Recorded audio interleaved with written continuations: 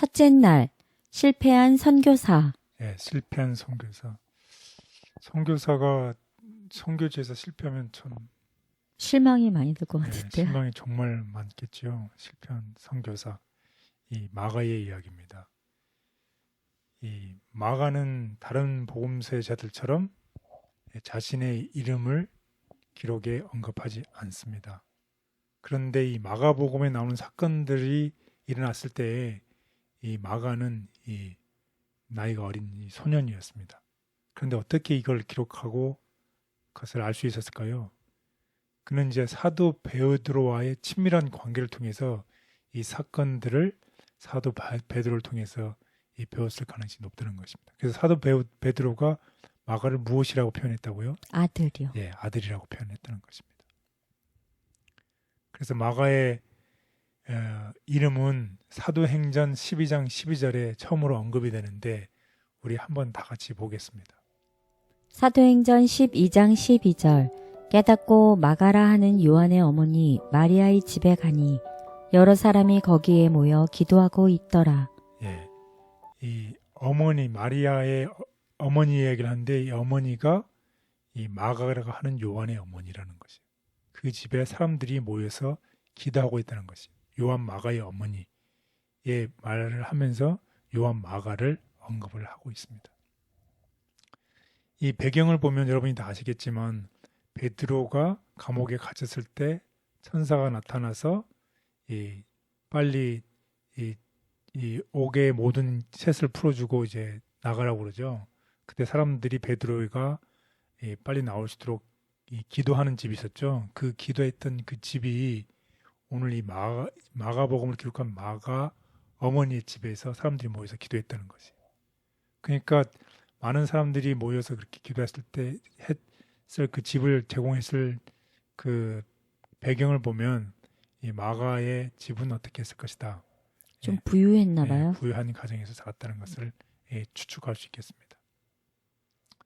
그래서 이 마가가 어떻게 선교 여행에 참여하게 됐는지 그 배경을 알아보면 여러분이 다 아시겠지만 이 바나바와 사울이 예루살렘이 어렵다는 얘기를 듣고서 이제 이 도네이션 예물을 가지고서 예루살렘 교회로 가지요. 예루살렘에 가서 이제 그거를 하고 이 안디옥으로 갈 때에 누구를 데려갔냐면 요한 마가를 데리고 갑니다.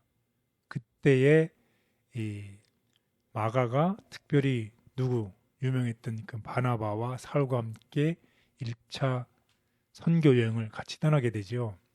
그래서 특별히 성령께서 안디옥에서 바나바와 사울을 이방인 선교사로 세우라고 하셨죠. 그때 마가 요한이 이 조력자로 어시스턴트로 이 일에 참여를 하게 됩니다.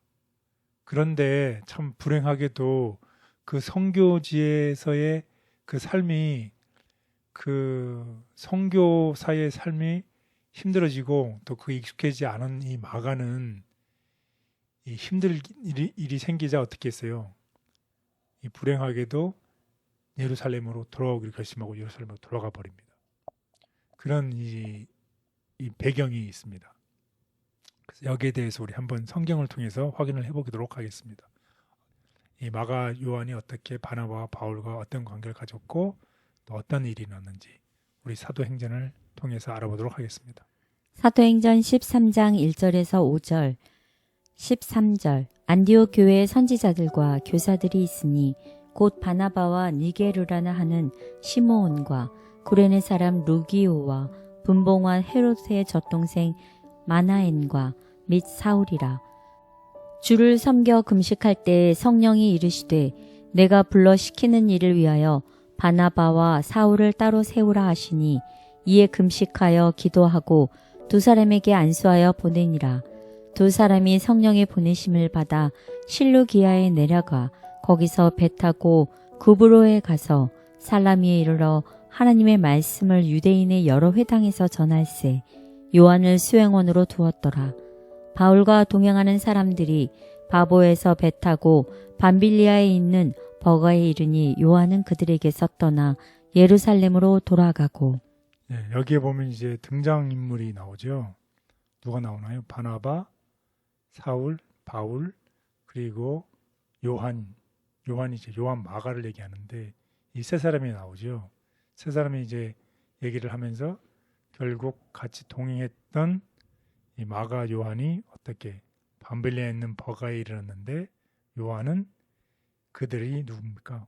바나바와 사울 일행을 떠나서 전도지에서 떠나서 예루살렘으로 돌아갔다는 이야기를 하고 있습니다. 그래서 사도행전 13장은 이 바나바와 사울의 첫 번째 선교 여행을 기록하고 있는데 5절에 대해서 이 마가 요한의 이름이 등장을 하지요. 근데 뭐라고 등장하나요? 수행원, 조력자였다는 것입니다. 그런데 13절에 보면 아까도 봤지만 예루살렘으로 돌아갔다고만 쓰여 있어요. 그 돌아간 이유와 배경에 대해서 다음과 같이 얘기를 하고 있습니다. 마가는 두려움과 낙담에 압도되어 주의 사업에 온 마음을 다해 헌신하려던 목적에서 한동안 흔들렸다. 고난에 익숙하지 않은 마가는 그 길의 위험과 궁핍으로 낙심하였다. 라고 헬렌 화이트는 기록했다. 마가는 그런 상황이 너무 힘들어서 그만두고 싶었던 것이다.